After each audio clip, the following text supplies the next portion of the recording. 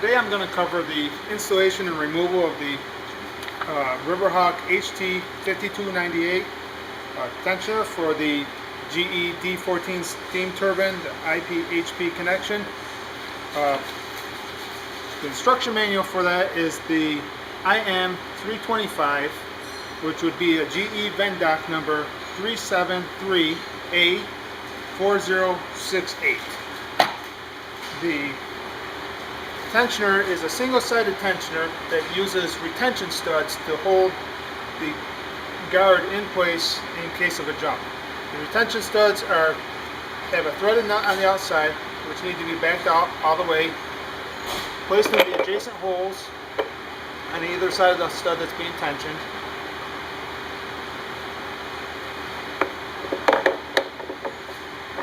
Now this is assuming that the stud is in place and the stick out is correct with the stick out gauge. There should be no gap between the nut and the stud on the gauge, showing that the stick out is the proper distance off the nut. The retention studs are just placed in hand tight. No reason to tension them up tight. They're just in case of a jump. We put a little lubricant turbine oil on the stud. Take the puller screw, place it in the hole, turn it by hand until it's tight. Using a wrench, make sure it's tight. Back it off a half a turn, then retighten it by hand. Spanner ring goes over top, place in the holes of the nut. This is what we're going to use to tighten the nut once we have it tensioned. The foot is placed over top, slid right up against the flange. The tensioner, which we're using the GT6030 support fixture for, would slide up, get it in place, position it, and turn it, thread it onto the puller screw.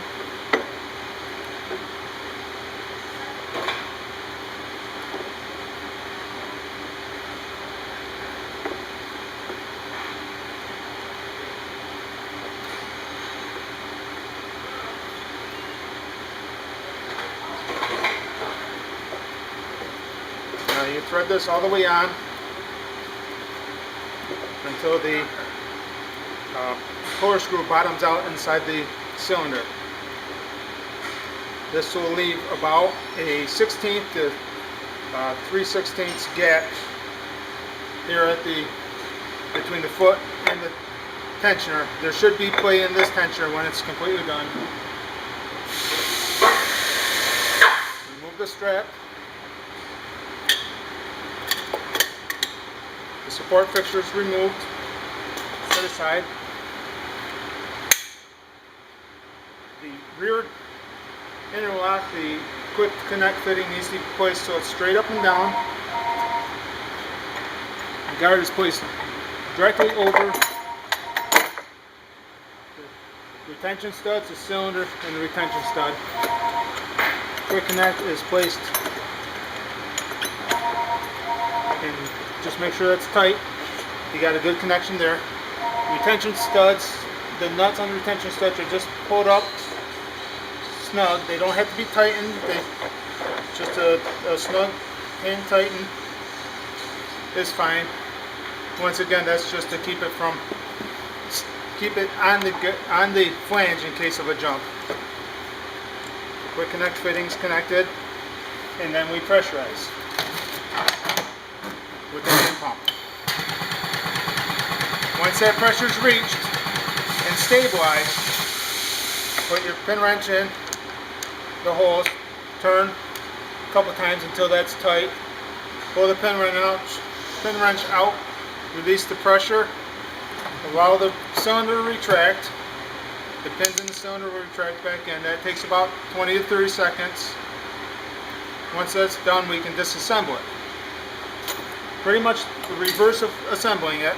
Disconnect the hose, remove the pressure, the quick connect, loosen up your retention stud nuts, remove the guard,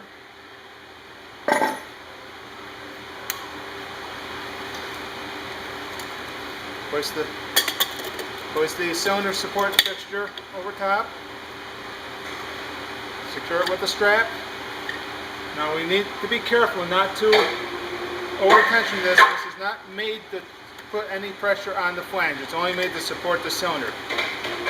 So you want, I typically like to use a little bit of hand pressure here to make sure that we got a nice snug fit but nothing too tight. You can see the cylinder rocking here, so I got just enough to support it.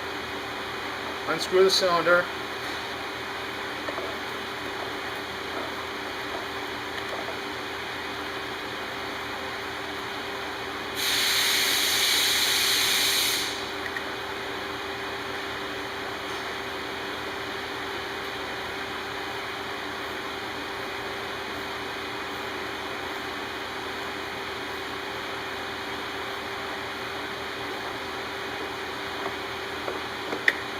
Once that's removed, just set it out of the way.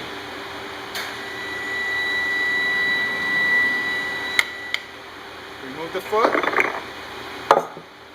The puller screw will be tight when it's in there, because when the stud's tensions, the threads are elongated slightly on the stud, which creates a little bit of tension on the puller screw. Remove the puller screw.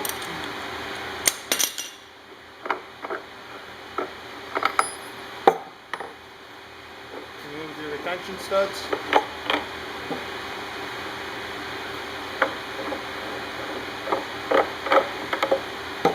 And remove the spanner ring. And you're ready to go to your next stud.